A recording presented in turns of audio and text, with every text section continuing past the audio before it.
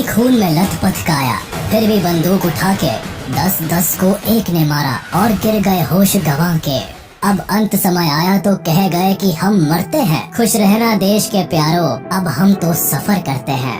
लता दीदी के गले से निकले हुए इस सुरीले गाने को सुनकर आज भी आंखें नम हो जाती है। लेकिन कुछ ऐसे ही हालात थे कारगिल युद्ध के, जब हमारे देश के एक एक जवान 100 दुश्मनों को मारकर अंत में खुद ही शहीद हो गए और बदले में हमें दे गए कारगिल युद्ध की जीत। एक ऐसी जीत जिसके बाद पाकिस्तान ने दोबारा कभी भारत पर अटैक करने की जुर्रत नहीं की। लेकिन सोचने की बात यह है कि भारत पाक के बीच कारगिल वॉर हुआ ही क्यों? क्यों हमारे देश के जवानों को अपने ही देश के कारगिल पहाड़ियों को बचाने के लिए अपने प्राण की आहुति देनी पड़ी? आखिर में ये कारगिल का वॉर जीतना हमारे देश के सैनिकों के लिए इतना मुश्किल क्यों था और कैसे इस 3 महीने तक चले युद्ध में भारत ने विजय हासिल की?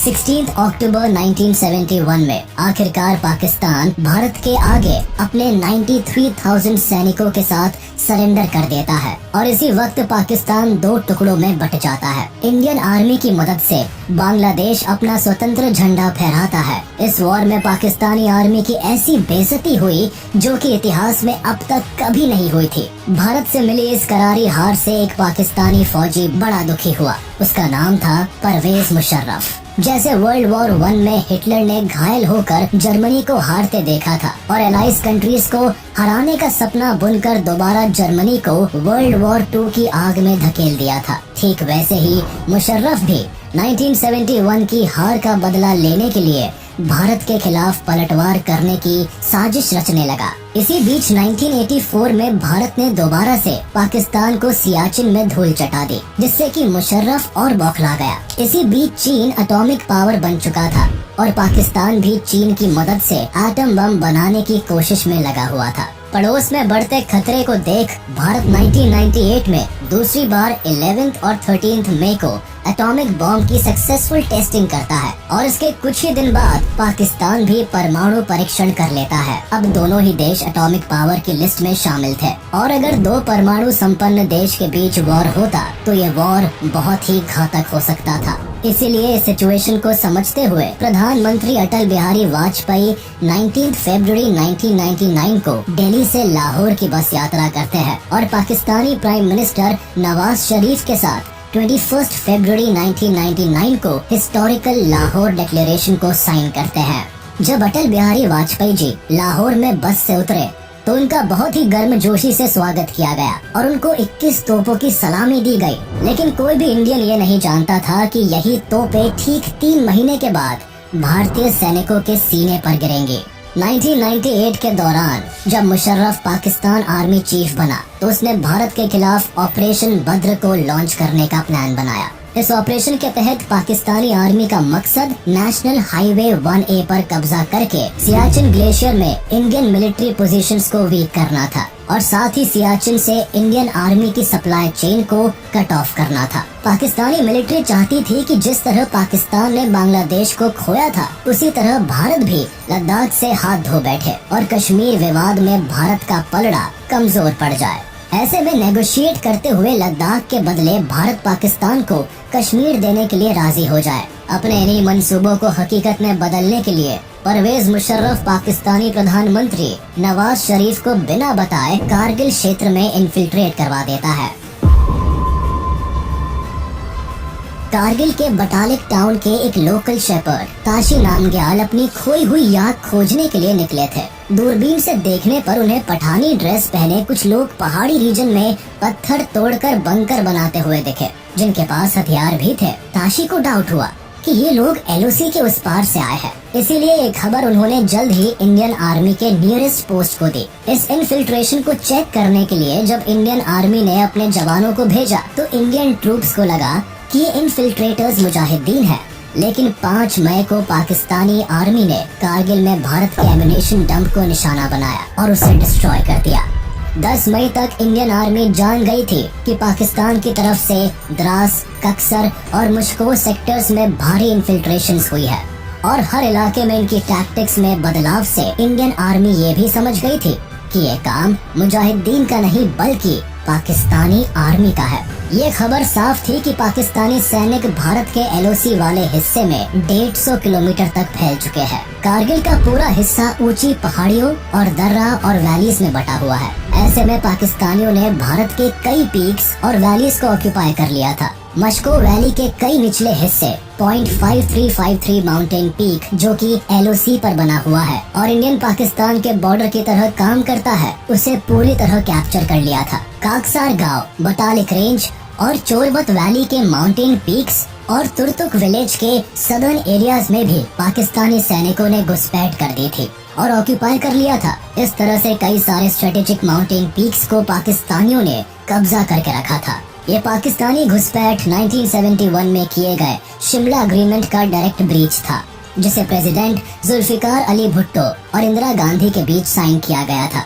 इस इन्फिल्ट्रेशन की खबर जब प्रधानमंत्री अटल बिहारी वाजपेयी तक पहुंची तो उन्होंने कैबिनेट मीटिंग को बुलाया और इस मैटर को डिस्कस किया। भारत सरकार पाकिस्तान सरकार से इस इंट्रूजन का जवाब मांग रही थी, लेकिन नवाज शरीफ और पाकिस्तानी आर्मी बार बार इस एलओसी क्रॉसिंग को डिनाई कर रहे थे और कह रहे थे कि पाकिस्तानी आर्मी ने एलओसी पार नहीं की है बल्कि ये काम मुजाहिदीन का है। लेकिन पाकिस्तान का ये झूठ भी ज्यादा दिन तक पर्दे पर नहीं रह पाया और जल्द ही इंडियन आर्मी को पाकिस्तानी आर्मी के कई डॉक्यूमेंट्स मिले जिससे ये साबित हो गया कि ये काम पाकिस्तानी आर्मी का है। ये कॉन्फ्लिक्ट अब कारगिल वॉर की शक्ल ले चुका था, जिसका असर इंटरनेशनल लेवल पर भी देखा जा सकता था। दुनिया में ये पहली बार था जब दो न्यूक्लियर पावर्ड देश जंग में एक दूसरे के खिलाफ खड़े थे। इस कॉन्फ्लिक्ट में भारत की पहली कैजुअलिटी 15 मई को हुई, जब जाट रेजिमेंट के कैप्टन सौरभ कालिया और 5 जवानों को पाकिस्तानी सैनिकों ने बंदी बना लिया था। ये जवान काकसर एरिया में पेट्रोलिंग के लिए गए थे, तब पाकिस्तानी आर्मी द्वारा उन पर हमला किया गया था। 22 दिन तक इन सैनिकों को पाकिस्तानी आर्मी ने अपनी कैद में रखा और इन पर एक्सट्रीम टॉर्चर्स किए गए। उसके बाद जब इन जवानों के मृत शरीर को भारत को लौटाया गया, तब इंडियन सोल्जर्स के सब्र का बांध टूट गया। अब सामने एक ही रास्ता था और वो था भारत की जीत और पाकिस्तानियों को एक ऐसा सबक देना जो वो चाहकर भी कभी न भूल पाए।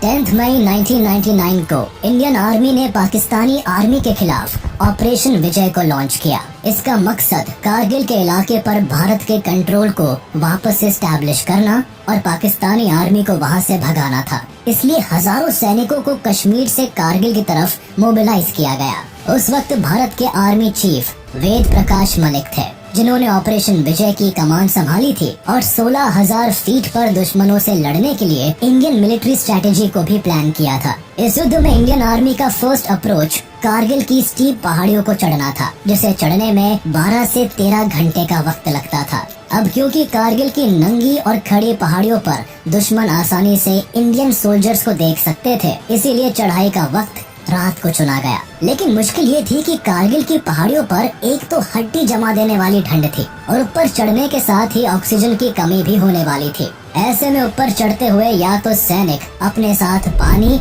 और खाना ले जा सकते थे या तो वेपन्स लेकर दुश्मनों को खदेड़ सकते थे। इन सब के अलावा अगर थोड़ी भी लापरवाही होती तो ऊपर बैठे दुश्मन आसानी से इंडियन आर्मी पर धावा बोल सकते थे। लेकिन हमारे जाबाज ऑफिसर्स और सोल्जर्स हर सिचुएशन के लिए तैयार थे। इंडियन आर्मी के इस ऑपरेशन को सक्सेस करने में इंडियन एयर फोर्स और इंडियन नेवी ने भी एक बड़ा क्रूशियल रोल निभाया। इस दौरान उन्होंने ऑपरेशन सफेद सागर एंड ऑपरेशन तलवार लॉन्च किया। 25 मई को कैबिनेट कमेटी ऑन सिक्योरिटी ने इंडियन एयर फोर्स को अटैक के लिए गो अहेड दिया और 26 मई को इंडियन एयर फोर्स ने ऑपरेशन सफेद सागर को लॉन्च किया। एयर फोर्स को प्रधानमंत्री अटल बिहारी वाजपेयी की ओर से साफ इंस्ट्रक्शन दिए गए थे कि किसी भी हाल में वो एलओसी को पार ना करे। ऑपरेशन सफेद सागर कारगिल वॉर में इंडियन एयर फोर्स द्वारा लॉन्च किया गया एयर ऑपरेशन था, जिसे कारगिल की पोस्ट से पाकिस्तानी आर्मी को खदेड़ने के लिए चलाया गया था। जब कारगिल कॉन्फ्लिक्ट बढ़ने लगा और दुश्मन कारगिल की पीक्स पर बैठे हुए आर्मी को लगातार क्षति पहुंचा रहे थे, तब आर्मी को एयर फोर्स की मदद की जरूरत हुई। ऐसी भयावह स्थिति में एयरफोर्स सामने आई, जिसने इंडियन आर्मी को कवर दिया और साथ ही साथ पाकिस्तानी आर्मी को एंगेज करके आर्मी को सपोर्ट किया, जिससे कि इंडियन आर्मी इन ऊंचे पीक्स पर पहुंचकर हैंड टू हैंड कॉम्बैट कर सके। साथ ही साथ पीक्स पर चढ़ते हुए सैनिक ज्यादा भार लेकर नहीं चढ़ सकते थे। ऐसे में एयरफोर्स उन्हें जरूरी सामान भी एयर ड्रॉप कर रही थी। 25 मई को एयरफोर्स द्वारा आर्मी को एयर कवरेज देने के लिए इस ऑपरेशन को लॉन्च किया गया था। शुरुआत में आर्मी की जरूरत थी कि एयरफोर्स उन्हें MI-17 हेलीकॉप्टर की मदद मुहैया कराए और एयरफोर्स ने किया भी ऐसा ही। लेकिन कारगिल की पहाड़ियों में इस स्ट्रेटेजी से एयरफोर्स को भारी नुकसान झेलना पड़ा। इस दौरान 28 मई को MiG-27 फाइटर एयरक्राफ्ट चलाने वाले फ्लाइट लेफ्टिनेंट नचिकेता, जो बतालिक सेक्टर में पाकिस्तानी ठिकानों पर हवाई हमला कर रहे थे, उसी समय उनके प्लेन को मार गिराया गया और उन्हें कैप्चर कर लिया गया। लेकिन इंटरनेशनल प्रेशर के चलते 4 जून को पाकिस्तानी आर्मी द्वारा उन्हें वापस लौटा दिया गया। अपनी स्ट्रैटेजी को बदलते हुए इंडियन एयरफोर्स ने इंडियन आर्मी को बेटर एयर सपोर्ट देने के लिए MiG-21, MiG-23 एंड MiG-27 को यूज करना शुरू किया और मिराज 2000 को लेजर गाइडेड बॉम्ब से प्रिसीजन अटैक्स में लाया गया। इनकी मदद से एयरफोर्स ने दुश्मनों की पोजीशंस की रेकी कर उन पर एयर स्ट्राइक की और पाकिस्तानी आर्मी की पोजीशंस की जानकारी इंडियन आर्मी से शेयर की। इस जानकारी की मदद से ही आर्मी एक बेहतर प्लान के साथ दुश्मनों को टारगेट कर पाई। यह ऑपरेशन मौत को बुलावा देने जैसा था। इसमें एयर फोर्सेस के जाबाज सिपाही हथेली पर जान लेकर इस ऑपरेशन को कामयाब बनाने में लगे थे। कहानी में आगे बढ़ते हुए आपको ये भी बता दे कि कारगिल गर्ल कही जाने वाली जाबाज पायलट गुंजन सक्सेना ने पहली बार वॉर जोन में अपना चॉपर चलाया था और भारत की पहली महिला पायलट बनी जिन्होंने वॉर जोन में फ्लाई किया। इस दौरान उन्होंने ऑपरेशन विजय में काफी अहम भूमिका निभाई। उन्होंने वॉर जोन के खतरे में भारतीय जवानों के लिए डेली एसेंशियल्स की चीजें ड्रॉप की और कई भारतीय सोल्जर्स जो वॉर में शहीद हो गए थे उन्हें पहाड़ियों से वापस भी लाई। 3 महीने तक चले इस कॉन्फ्लिक्ट में इंडियन नेवी भी पाकिस्तान को घेरने में पीछे नहीं रही। इंडियन आर्मी को सपोर्ट करने और पाकिस्तान को चारों तरफ से घेरने के लिए नेवी ने इसी दौरान ऑपरेशन तलवार को लॉन्च कर दिया, जिससे कि अगर किसी भी सूरत में पाकिस्तानी फौजी कारगिल को ऑक्यूपाई करने की कोशिश करे तो इंडियन नेवी अपने मिसाइल्स के साथ पाकिस्तान को घुटने के बल झुकने पर मजबूर कर दे। नेवी इस वॉर में पाकिस्तान की पोजीशन को कमजोर करना चाहती थी। इस ऑपरेशन का मकसद पाकिस्तान पर प्रेशर बिल्डअप करके उसे युद्ध से पीछे हटाना था। इसीलिए मिड जून 1999 में इंडियन नेवी ने अपने ईस्टर्न और वेस्टर्न फ्लीट्स को अरेबियन सी में शिफ्ट कर दिया। भारत की नेवल पावर पाकिस्तान की नेवल पावर से 7 गुना ज्यादा हुआ करती थी। इसीलिए जब भारतीय नौसेना ने खुलेआम अपनी बैटलशिप से कराची के आसपास नेवल ब्लॉकेड लगाई, तब पाकिस्तानी नेवी ने चुप्पी साधे रखी। इंडियन नेवी की स्ट्रेटेजी से पाकिस्तान इस कदर प्रेशर में आ गया था कि उन्होंने अपने ऑयल टैंकर्स और मेजर वॉरशिप्स को कराची बंदरगाह से हटाकर मकरन में शिफ्ट कर दिया था, ताकि भारतीय जहाजों के साथ सीधे टकराव से बचा जा सके। हालांकि ऑपरेशन तलवार के तहत इंडियन नेवी ने पाकिस्तान पर डायरेक्ट अटैक नहीं किया, लेकिन उन्होंने अपनी इस रणनीति से पाकिस्तान का सी ट्रेड और ऑयल सप्लाई पूरी तरह कट ऑफ कर दिया था। 14 जुलाई को इंडियन नेवी का ऑपरेशन खत्म हो गया और प्राइम मिनिस्टर अटल बिहारी वाजपेयी ने इसे एक मैसिव सक्सेस बताया। कारगिल पर वापस कंट्रोल जमाने के लिए भारत के जाबाज सैनिक जहां ब्रेवरी से लड़ रहे थे, वहीं कारगिल में उन्हें कई एक्सट्रीम कंडीशंस का सामना करना पड़ रहा था। ग्राउंड लेवल पर पाकिस्तानी आर्मी के पास हाइट का एडवांटेज था। वो पहाड़ी की चोटियों से लगातार फायर करके जवानों की मुश्किल बढ़ा रहे थे। साथ ही ज्योग्राफिकल कंडीशंस भी भारत के सैनिकों के विपरीत काम कर रही थी। कारगिल की ठंडी पहाड़ियाँ उन दिनों माइनस टेम्परेचर में थी। यहाँ न केवल ऑक्सीजन लेवल कम था, बल्कि एयर प्रेशर भी काफी कम था। इतनी लंबी चोटियों को पार करते हुए जो सैनिक आगे बढ़ रहे थे, उनमें से कई ऑल्टीट्यूड सिकनेस का शिकार भी हो रहे थे। इंडियन आर्मी इस फुल फ्लेजेड वॉर के लिए पूरी तरह तैयार नहीं थी, इसीलिए शुरुआती स्टेज में भारत को खास सफलता नहीं मिली। लेकिन जल्द ही भारतीय आर्मी ने अपनी स्ट्रैटेजी बदली। NH-1A पर पाकिस्तानी आर्मी की कांस्टेंट शेलिंग के बीच इंडियन आर्मी ने कारगिल के चैलेंजेस को ओवरकम किया और दिन के समय होने वाले फ्रंटल अटैक्स के बजाय आर्मी ने अपने अटैक्स की टेक्निक्स को बदला और चढ़ाई का वक्त रात को चुना गया। तोलो लिंग की लड़ाई ऊंची पहाड़ियों की पीक पर लड़ी गई, जो कि एक डिसाइसिव और ऐतिहासिक लड़ाई थी, जिसने युद्ध में भारत की जीत को लगभग पक्का कर दिया था। इस पहाड़ी पर पाकिस्तानी आर्मी कब्जा करके बैठी हुई थी और यहाँ की पहाड़ियों को रिकैप्चर करना इंडियन फोर्सेस के लिए सबसे मुश्किल हो रहा था।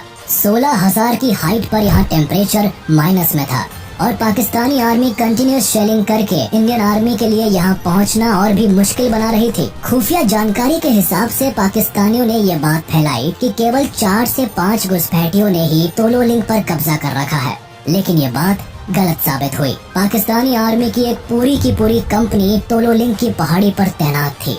ऐसे में भारतीय सैनिक केवल अंधेरी रातों में अपने मिशन को अंजाम देते थे, जब रोशनी कम होती थी, ताकि उनकी मूवमेंट की नजर पाकिस्तानी आर्मी पर ना पड़े। अक्सर उन्हें गोला बारूद और 2 किलो राशन में से किसी एक आइटम को चुनना होता था और हमारे सिपाही वॉर इक्विपमेंट का चुनाव करते थे। इस पहाड़ी पर चढ़ने वाली आर्मी यूनिट में 18 ग्रेनेडियर्स बटालियन और कई ऑफिसर शामिल थे, जिसमें से एक कैप्टन अजीत सिंह भी थे। आगे मेजर राजेश अधिकारी ने भी अपनी कंपनी लीड करते हुए पहाड़ी पर चढ़ने की कोशिश की। वह अपनी कोशिश में सफल हो ही जाते, लेकिन जब वो ऊंचाई से कुछ मीटर ही दूर थे, तब घुसपैठियों ने इन्हें देख लिया और फायरिंग शुरू कर दी। इस फायरिंग में मेजर राजेश अधिकारी शहीद हो गए और उनके 2 साथी भी हैंड टू हैंड कॉम्बैट में शहीद हो गए।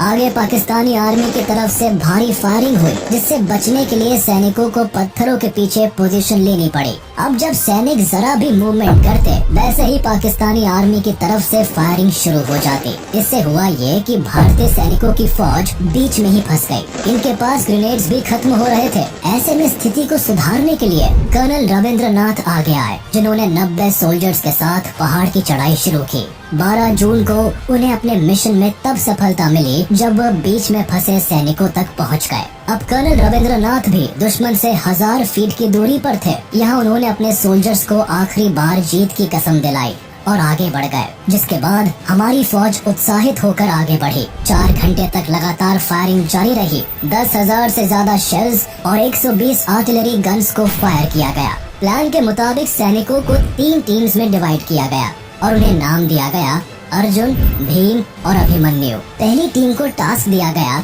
कि वह फ्रंटल अटैक्स को संभालेंगे, जबकि दूसरी टीम लोअर रिज से जाकर पीछे से अटैक करेगी और तीसरी टीम कवर फायर देगी। इस लड़ाई में पाकिस्तानी सैनिक को पीछे की तरफ से मेजर विवेक गुप्ता के प्लाटून्स ने अटैक किया। यहाँ hand to hand combat fighting हुई और इस लड़ाई में भारत ने मेजर विवेक गुप्ता और अपने 6 सोल्जर्स को खो दिया। लेकिन इन सभी सैनिकों की कुर्बानी जाया नहीं गई और भारत ने वापस तोलो लिंग पर अपना कंट्रोल जमा लिया। इस लड़ाई में हम जीत तो गए, लेकिन भारत माता ने अपने कई लाल इस युद्ध में खो दिए। इसके बाद इंडियन फोर्सेस ने कसम खाई कि अब चाहे कोई भी महीना क्यों न चल रहा हो, इस युद्ध का अंत होकर ही रहेगा। टाइगर हिल और तोलो लिंग पर कब्जा जमाकर सेकंड राजपुताना राइफल्स ने ये साबित कर दिया था कि युद्ध की परिस्थिति जैसी भी हो, भारतीय सिपाही अपने खून से अपनी जीत का इतिहास लिखेंगे। 13 जून को एक तरफ जहां भारत ने तोलो लिंग पर एक बड़ी विक्ट्री हासिल कर ली, वहीं 15 जून को अपनी डूबती हुई नाव को बचाने के लिए पाकिस्तानी पीएम नवाज शरीफ युद्ध में सीज फायर के लिए अमेरिका का दरवाजा खटखटा रहे थे। एक तरफ वह मानने को तैयार नहीं थे कि ये काम पाकिस्तानी सेना का था, वहीं दूसरी तरफ उनकी मांग थी कि अमेरिका युद्ध में दखलंदाजी करके पाकिस्तान का साथ दे। मगर इन हरकतों से पाकिस्तान की इंटरनेशनल इमेज अब बाकी देशों को भी साफ हो गई थी। इधर वाजपेयी जी ने अमेरिकी राष्ट्रपति बिल क्लिंटन को टेलीफोन पर हुई बातचीत में साफ कर दिया था कि पाकिस्तान या तो खुद इंडियन टेरिटरी को खाली कर दे, वरना भारत जिस तरह से बेहतर समझेगा उन्हें बाहर निकाल फेंकेगा।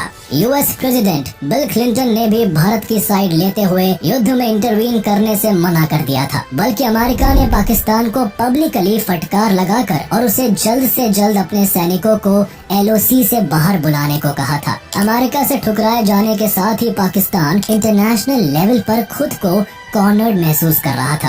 जाहिर था एक ऐसे राष्ट्र के साथ कोई नहीं खड़ा होना चाहता था जिसने बेवजह एक बड़े युद्ध को जन्म दे दिया था, और अमेरिका भी एक गलत राष्ट्र की साइड लेकर वर्ल्ड पावर के तौर पर अपनी क्रेडिबिलिटी खत्म नहीं करना चाहता था।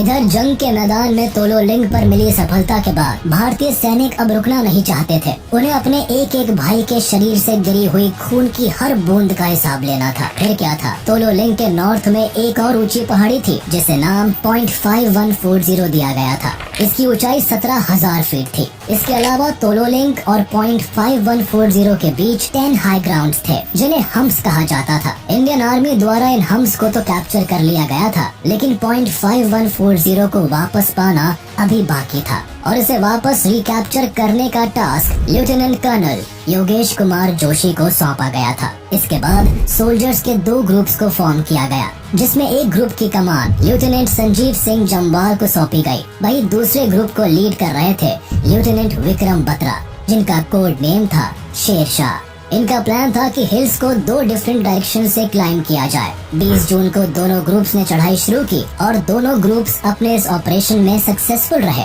लेफ्टिनेंट विक्रम बत्रा की कमांड में उनके ग्रुप ने फ्रंटल अटैक संभाले और हैंड टू हैंड कॉम्बैट में उन्होंने 4 दुश्मनों को ढेर कर दिया। कई घंटों के हैवी कॉम्बैट के बाद पॉइंट 5140 को इंडियन सोल्जर्स ने कैप्चर कर लिया और अपने विक्ट्री सिग्नल के तौर पर विक्रम बत्रा ने ये दिल मांगे मोर सिग्नल भी दिया।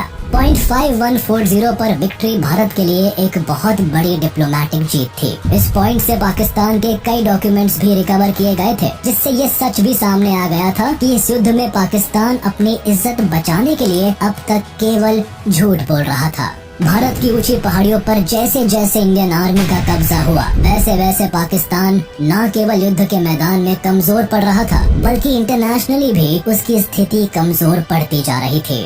2 जुलाई को पाकिस्तानी पीएम नवाज शरीफ ने अमेरिकन प्रेसिडेंट बिल क्लिंटन से कारगिल वॉर को रोकने के लिए मदद मांगी थी, जिस पर अमेरिका ने नवाज शरीफ को साफ कर दिया था कि इसके लिए पाकिस्तान को LOC से अपनी सेना को हटाना होगा और कश्मीर मामले में अमेरिका पाकिस्तान की कोई मदद नहीं करेगा। 3 जुलाई को नवाज शरीफ अमेरिका गए और 4 जुलाई को अमेरिकन प्रेसिडेंट बिल क्लिंटन के साथ मीटिंग करने के बाद वह LOC से अपनी सेना हटाने के लिए राजी हो गए। दूसरी तरफ इस युद्ध में अमेरिका का इन्वॉल्वमेंट इसीलिए भी ज्यादा था क्योंकि अमेरिका की खुफिया एजेंसी CIA ने अमेरिकी सरकार को जानकारी दी थी कि पाकिस्तान अपने न्यूक्लियर हथियारों को मूव कर रहा है। ऐसे में अमेरिका को डर था कि अगर ये युद्ध लंबा चला तो पाकिस्तान कहीं इस जंग को न्यूक्लियर वॉर में ना बदल दे। इसीलिए अमेरिका की तरफ से पाकिस्तान पर कारगिल से पीछे हटने का प्रेशर था। टेक्निकली ये युद्ध 4 जुलाई को खत्म हो चुका था, जब पाकिस्तान कारगिल से अपनी सेना हटाने के लिए तैयार हो गया था। लेकिन ग्राउंड रियलिटी काफी अलग थी। पाकिस्तान के सैनिक अब भी भारत की चोटियों को छोड़कर नहीं गए थे और उनकी तरफ से अभी भी भयंकर जवाबी हमले हो रहे थे। कई जगह पर पाकिस्तानी सैनिक कुछ चौकियों से पीछे हट जाते थे, लेकिन वो दूसरी चौकियों पर कब्जा कर लेते थे। ऐसे में उन्हें भारतीय सरजमीन से बाहर फेंकना इंडियन एयरफोर्स और इंडियन आर्मी पर निर्भर करता था। 4 जुलाई को जहां डिप्लोमेटिकली पाकिस्तान इस युद्ध से पीछे हट गया था, वहीं जंग के मैदान में भारतीय जवानों की बहादुरी से भारत टाइगर हिल को भी कैप्चर करने में सफल हो गया था। टाइगर हिल 17,000 फीट की एक ऊंची चोटी थी जो कि द्रास रीजन को डोमिनेट करती थी। इस चोटी पर बैठे सैनिक द्रास की हर छोटी बड़ी एक्टिविटी पर नजर रख सकते थे। हालांकि मई के महीने में भी भारत ने इस पहाड़ी को कैप्चर करने की कोशिश की थी, लेकिन उस यूनिट को हेवी कैजुअलिटी झेलनी पड़ी थी। इसीलिए भारत ने कुछ हफ्तों तक टाइगर हिल को कैप्चर करने का कोई प्लान नहीं बनाया। लेकिन 3 जुलाई को भारतीय सैनिकों ने फिर टाइगर हिल को रिकैप्चर करने के लिए स्ट्रैटेजी बनाई। ये काम 18 ग्रेनेडियर्स और 8th बटालियन सिख रेजिमेंट को सौंपा गया। इससे पहले इंडियन एयरफोर्स 2 जुलाई को पहले ही दुश्मन के ठिकानों पर अपनी नजर गड़ा चुकी थी। फिर 3 जुलाई की रात को भारतीय सैनिकों ने टाइगर हिल की चढ़ाई शुरू की। अब क्योंकि टाइगर हिल की एक साइड पूरी तरह वर्टिकल थी, इसीलिए इंडियन आर्मी ने रणनीति बनाई कि वह मल्टी डायरेक्शनल असॉल्ट का सहारा लेगी, यानी ट्रूप्स का एक ग्रुप वर्टिकल साइड से पहाड़ी की चोटी पर चढ़कर घुसपैठियों को सरप्राइज करेगा, वही 8 सिख सामने से अटैक कर अपने मिशन को अंजाम देंगे। आगे हुआ भी ऐसा ही। 18 ग्रेनेडियर्स की टीम ने रस्सी और माउंटेन इक्विपमेंट की मदद से इस मिशन को अंजाम दिया। इसमें 18 ग्रेनेडियर की घातक प्लेटून्स को लेफ्टिनेंट बलवंत सिंह लीड कर रहे थे। इन्होंने 4:30 बजे टाइगर हिल पर पहुंचकर दुश्मनों को सरप्राइज कर दिया था। दूसरी तरफ इंडियन एयरफोर्स की हेवी आर्टिलरी शेलिंग और एयर अटैक्स ने दुश्मनों की हालत को पहले ही खस्ता कर दिया था। इसीलिए जब hand to hand combat fighting हुई तो दुश्मनों ने अपने 12 साथियों को खो दिया था, जबकि भारत की तरफ से 6 कैजुअलिटीज हुई थी। घायल हुए सोल्जर्स में एक सैनिक 19 साल के योगेंद्र सिंह यादव भी थे, जिन्होंने खुद से इस मिशन पर जाने के लिए वॉलंटियर किया था। ये रोप को लीड करते हुए आगे बढ़ रहे थे, लेकिन दुश्मनों को इनके बारे में पता चला और उन्होंने मशीन गन एंड रॉकेट की फायरिंग से इन्हें घायल कर दिया। लेकिन जख्मी हालत में भी ये अपनी चढ़ाई कंटिन्यू करते रहे और दुश्मनों पर ग्रेनेड फेंका और 4 दुश्मनों को मार गिराया। इन्होंने अपने साथियों के साथ मिलकर दूसरे बंकर को भी निशाना बनाया। इनकी बहादुरी से मोटिवेट होकर बाकी सोल्जर्स में भी जोश आया, जिसके बाद सबने बहादुरी दिखाकर टाइगर हिल पर भी जीत का झंडा लहराकर भारत का सर फख्र से ऊंचा कर दिया। Battle of Tololing and Tiger Hill की जीत से जहां जवानों का मनोबल बढ़ गया था, वहीं भारत की इस जीत की खुशी को हर भारतीय मना रहा था। लेकिन कोई नहीं जानता था कि इस खुशी के साथ एक ट्रेजेडी भी देश का इंतजार कर रही है। इसकी शुरुआत 7 जुलाई 1999 को हुई, जब कैप्टन विक्रम बत्रा की लीड में जम्मू एंड कश्मीर राइफल्स को पॉइंट 4875 को कैप्चर करने के लिए भेजा गया। इस मिशन पर उनके बैटल कंपेनियन थे कैप्टन अनुज नायर। कैप्टन बत्रा ने इस मिशन में अपनी वीरता दिखाते हुए दुश्मनों को धूल चटा दी। फिजिकल फाइट में उन्होंने अकेले ही पाकिस्तानी फाइटर्स को मार गिराया। उनके शरीर पर लगी चोटों के बावजूद वो अगले दुश्मन की ओर बढ़े और उन पर ग्रेनेड फेंककर दुश्मनों को साफ कर दिया। 7 जुलाई को मिशन ऑलमोस्ट कंप्लीट हो ही चुका था और भारत पॉइंट 4875 पर जीत जाहिर करने के लिए तैयार था। लेकिन इसी बीच कैप्टन बत्रा एक दूसरे सोल्जर लेफ्टिनेंट नवीन अनाबेरू को रेस्क्यू करने के लिए बंकर से बाहर निकले। तभी दुश्मन की गोली सीधे कैप्टन बत्रा की चेस्ट पर आकर लगी और भारत ने अपने वीर शेर शाह को खो दिया। भारत को पॉइंट 4875 पर जीत तो हासिल हुई, लेकिन इस जीत की कीमत देश को बहुत महंगी पड़ी। जम्मू एंड कश्मीर राइफल्स के 13th बटालियन के 24 साल के कैप्टन विक्रम बत्रा इस युद्ध में जीत तो गए, लेकिन एक घायल साथी को बचाने के दौरान उन्होंने अपनी जान गंवा दी। देश को जीत की खुशी देकर खुद कैप्टन बत्रा इतनी छोटी उम्र में चल बसे। भारत ने अपने 2 हीरोज कैप्टन बत्रा और कैप्टन अनुज नायर को खो दिया था। आज के दिन पॉइंट 4875 को बत्रा टॉप के नाम से जाना जाता है। पॉइंट 4875 की बैटल के साथ ही कारगिल में भारत की जीत भी तय थी। एक तरफ जहां भारत ने द्रास का कंट्रोल अपने हाथ में ले लिया था, वहीं 7 जुलाई को इंडियन आर्मी बटालिक सेक्टर में जुबर हाइट्स को भी कैप्चर करने में सफल हो चुकी थी। बटालिक तुर्तुक सब सेक्टर जो कि सियाचिन के करीब था, उसे भी इंडियन आर्मी ने अपने कंट्रोल में ले लिया था। भारत की युद्ध में ये डोमिनेशन पाकिस्तान को वॉर में पीछे खदेड़ रहा था और उसी का नतीजा था कि 11 जुलाई तक पाकिस्तानी ट्रूप्स बटालिक सेक्टर से पीछे हटने लगे थे। साथ ही 12 जुलाई को इंटरनेशनल प्रेशर में आकर पाकिस्तानी ट्रूप्स को पूरे कारगिल से पीछे हटना पड़ा था। 14 जुलाई को प्रधानमंत्री अटल बिहारी वाजपेयी ने ऑपरेशन विजय को एक बड़ी सक्सेस डिक्लेयर कर दिया था। लेकिन ये युद्ध ऑफिशियली 26 जुलाई को खत्म हुआ, जब इंडियन एयर फोर्स और आर्मी ने कंफर्म किया कि कारगिल से घुसपैठिए पूरी तरह से एविक्ट हो चुके हैं। इसीलिए आज इस दिन को कारगिल विजय दिवस के रूप में मनाया जाता है, क्योंकि इस दिन भारतीय सैनिकों की बहादुरी, सैक्रिफाइस और दृढ़ निश्चय की बदौलत भारत को न केवल उसकी सरजमीन वापस मिली, बल्कि दुनिया भर ने भारत की मिलिट्री पावर का लोहा माना। इस हार से बौखलाए परवेज मुशर्रफ अक्टूबर के महीने में अपने ही देश के कॉन्स्टिट्यूशन को सस्पेंड कर देते हैं। वह देश में इमरजेंसी डिक्लेयर कर देते हैं और पीएम नवाज शरीफ का तख्ता पलटकर खुद पाकिस्तान के प्रेसिडेंट बन जाते हैं। बाद में खुलासा भी होता है कि इस युद्ध के chief strategist Pakistani general Pervez Musharraf थे। कारगिल में जीत के लिए भारत को captain Vikram Batra, lieutenant Manoj Kumar Pandey, major Rajesh Singh Adhikari और मेजर विवेक गुप्ता के साथ साथ सैकड़ों बहादुर जवान को खोना पड़ा। युद्ध के बाद captain Vikram Batra, lieutenant Manoj Kumar Pandey, major Rajesh Singh Adhikari, major Vivek Gupta, rifleman Sanjay Kumar और ग्रेनेडियर योगेंद्र यादव को हाईएस्ट गैलेंट्री अवार्ड परमवीर चक्र से सम्मानित किया गया। आज भले ही ये जवान हमारे साथ नहीं है, लेकिन कारगिल की ऊंची चोटियां आज भी इनके बहादुरी के किस्से सुनाती शान से भारत के बॉर्डर की रखवाली करती है।